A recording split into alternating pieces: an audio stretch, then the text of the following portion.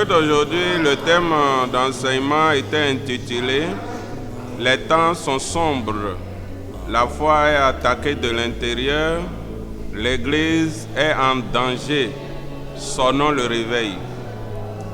C'est en nous basant sur les textes de Lévitique 19, versets 16 à 18, et de Matthieu, l'évangile selon Matthieu, chapitre 23, du verset 23 au 27e, que nous avons pu donner cet enseignement, faire cette prédication. En effet, l'Église de plus en plus est attaquée. La foi des fidèles n'est plus solide. Chacun de nous se retrouve dans une hypocrisie qui ne dit pas son nom.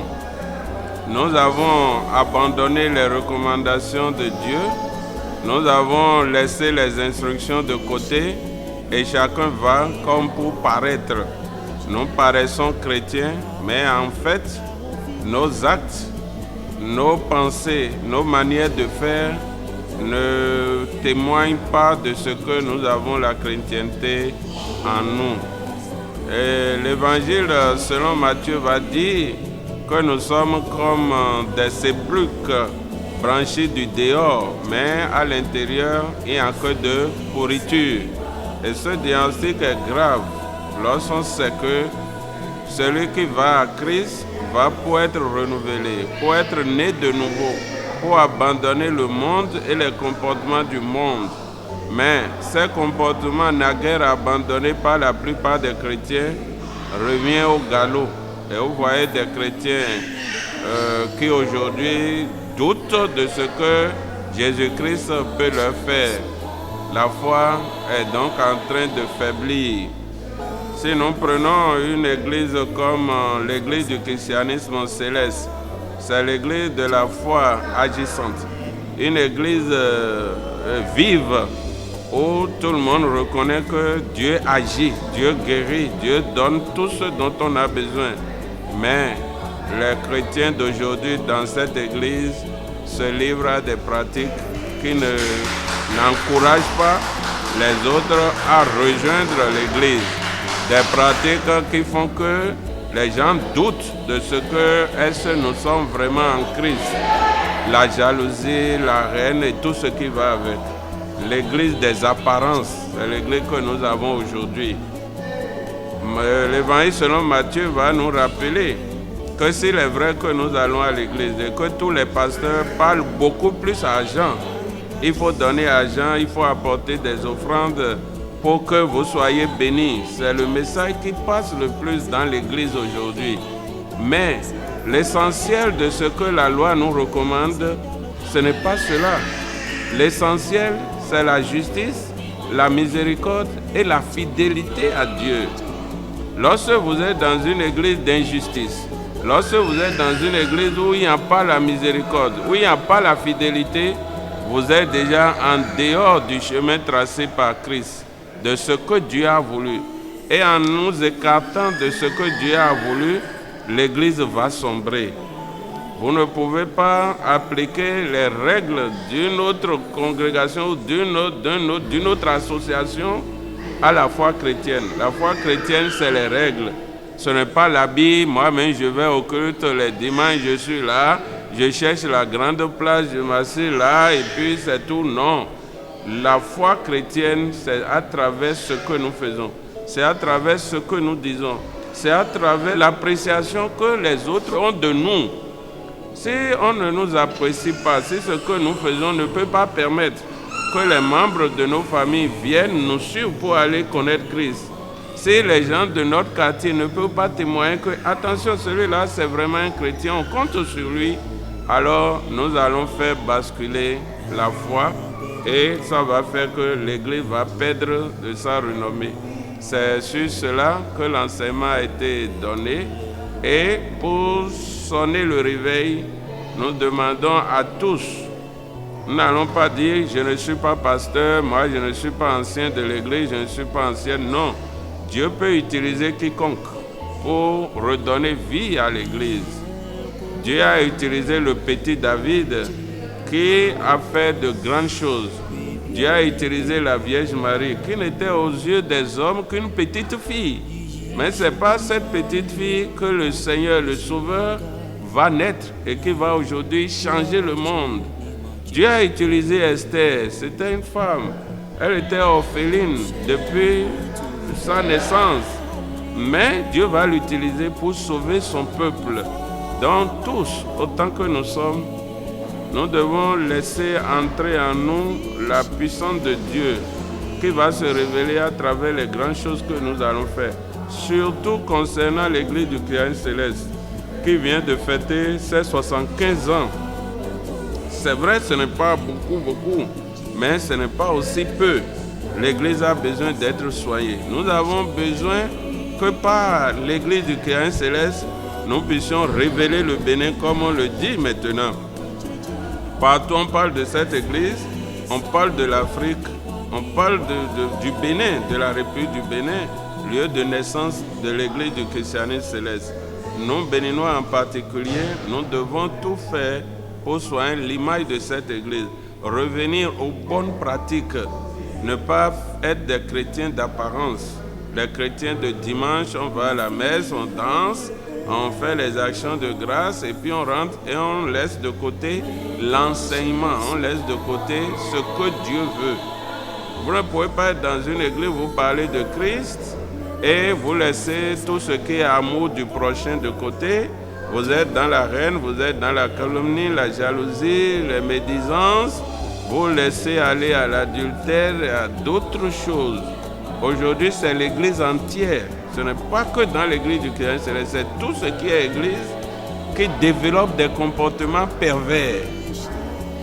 Des pasteurs, leaders religieux se cachent derrière l'église pour commettre des abominations.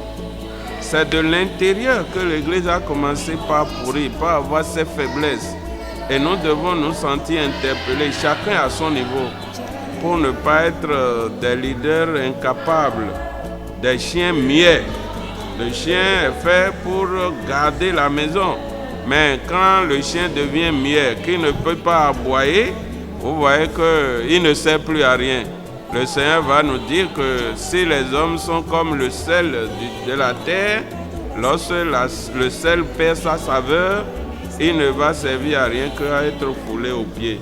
Si l'Église perd de son naissance, l'Église perd ce qu'elle a de particulier, qui est la foi en Dieu, la foi en Jésus-Christ, tout est fini.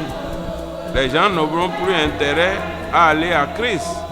Donc, c'est cela le réveil, c'est de nous prendre au sérieux, de suivre Dieu et rien que Dieu, de suivre le Seigneur Jésus-Christ, lui seul, qui est notre médiateur, le médiateur entre Dieu et nous. L'évangéliste Matthieu va dire que ceux qui sont vos dirigeants, qui sont assis dans la chair de Moïse, ils vont dire des choses, appliquer ce qu'ils disent, mais ne faites pas comme ils font.